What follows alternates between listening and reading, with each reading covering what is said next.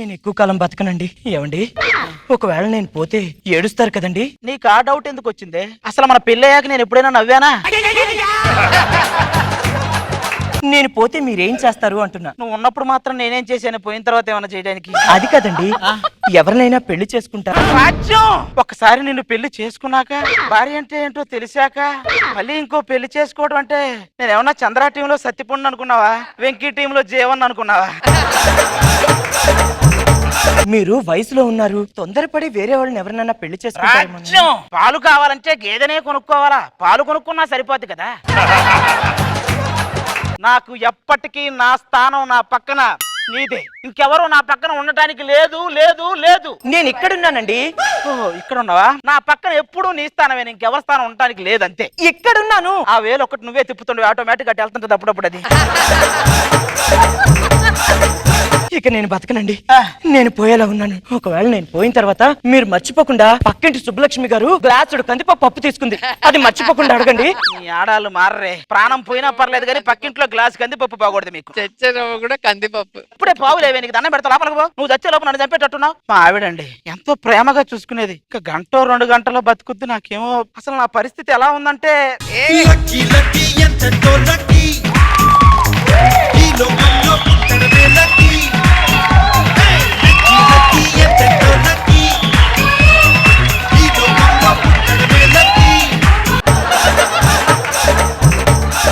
ఏమండి,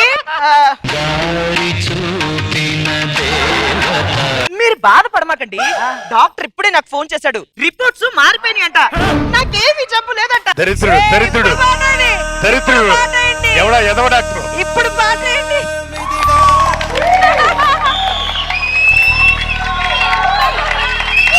ఇప్పుడు ఆ పాటలు ఎందుకు చెప్పండి, హ్యాపీగా ఎంజాయ్ చేయండి. లక్కీ లక్కీ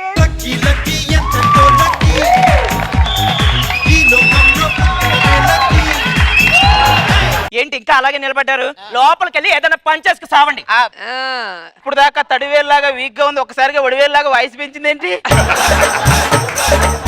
వీళ్ళు అర్థం గారు, అందుకే అర్థం గారు కాబట్టి వీళ్ళని అర్ధాంగి అన్నారు. అర్థం అదా? ప్రేమించేటప్పుడు దాన్ని ఎలాగైనా పెళ్లి చేసుకోవాలని పౌరుషంగా మేసాలు పెంచుతాం, పెళ్లి అయ్యాక పశ్చాత్తాపంతో గడ్డాలు పెంచుతాం, అంతకు మించిన ఆప్షన్.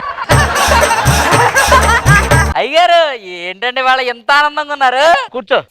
100 మీటర్ల పరుగులో గెలిచిన దక్షిణ కొరియాకి చెందిన క్విన్ ట్రున్ స్విన్. ఏం పేర్లు రైవి, ఈ నోరు తిరగని పేర్లని పెట్టుకుంటారు, గెలిచినా చెప్పబుద్ధి కాదు వెళ్తాయి.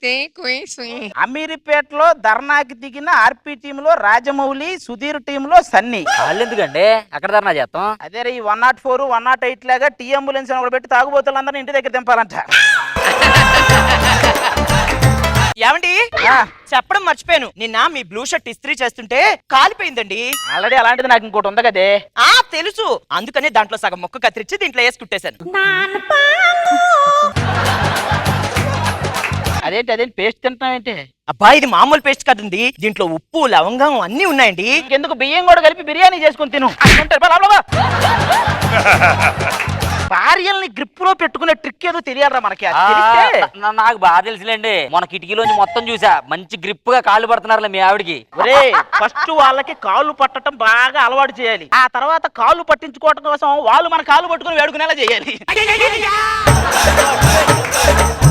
ఇవన్నీ ఎప్పుడు జరిగేయలేరా? సరదాగా ఏమైనా కబుర్లు చెప్పు. అయ్యారు నా జీతం గురించి అండి. ఇంట్లో పని పెట్టుకుని ఏం బిగుతున్నారు? సరదాగా మాడుకుందాం, లోపలికి వెళ్తే ఏమవుతుంది? నేను చిన్నతనంలో చెప్తానండి.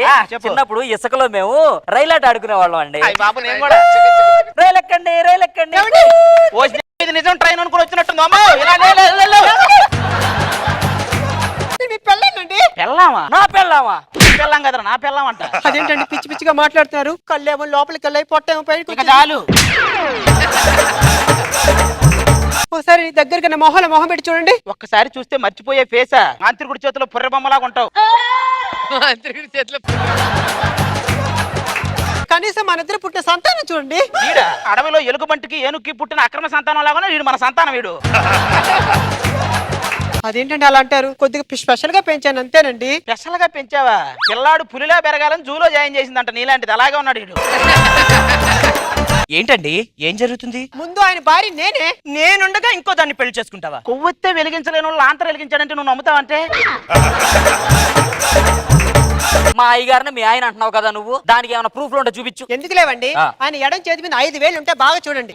చెప్పు. చొక్కా కారు గుండీలు ఉంటాయి, ప్యాంటుకు జిప్పు ఉంటుంది, ఇది కూడా చెప్పు. అంతేకాదు ఆయన కుడి తోడ మీద కుంకుడుకాయ అంత పుట్టి మచ్చ ఉంటుంది, అది కూడా చూసుకోండి. ఇంకేమంటే చెప్పి ఏడే కూర్చొని చూస్తా ఉంటాడు అన్ని. అమ్మో అమ్మో అమ్మో, అన్ని నిజాలు చెప్తుందంటే అది నిజమే అన్నమాట. మర్యాదగా అది ఎవరో తేల్చుకొని ఇంటికి రండి, లేకపోతే అంతే.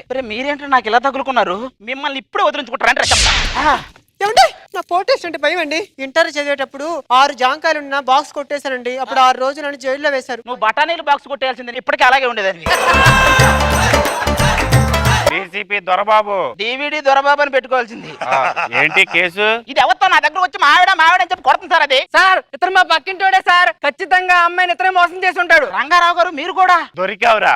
ఎప్పుడు మమ్మల్ని అన్నాం కదా, నువ్వు ఎలాంటి వాడు అనమాట. మీరేంది నారేంజ్, మీది ఒలింపిక్స్ లో లాంగ్ జంప్ రేంజ్ సార్, నాది గల్లీలో దొంగ పోలీస్ ఆట. మాతి మీరు పోల్చుకుంటారేంటి సార్?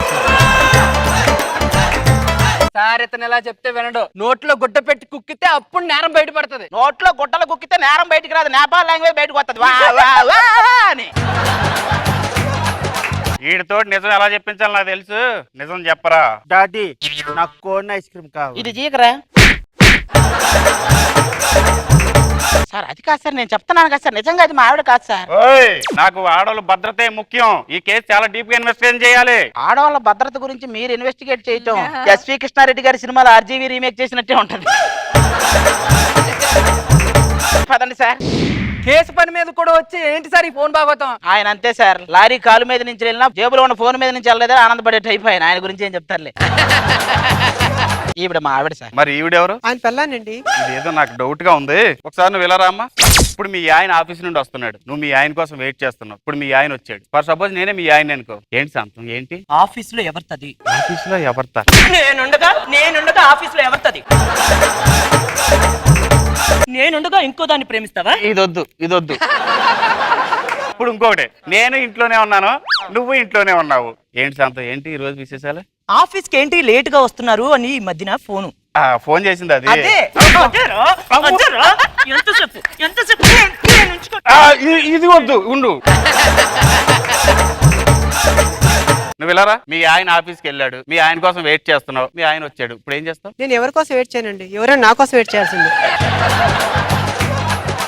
ఈ కేసు ఇప్పుడు తేలేలా లేదు. అందరూ పడుకోండి, ఈ నైట్ నేను డీల్ చేస్తా. ఏంట్రా ఏదో లారీలో సరుకులు కింద పడకుండా కట్టేసినట్టు ఇలా కట్టేశారేంట్రా?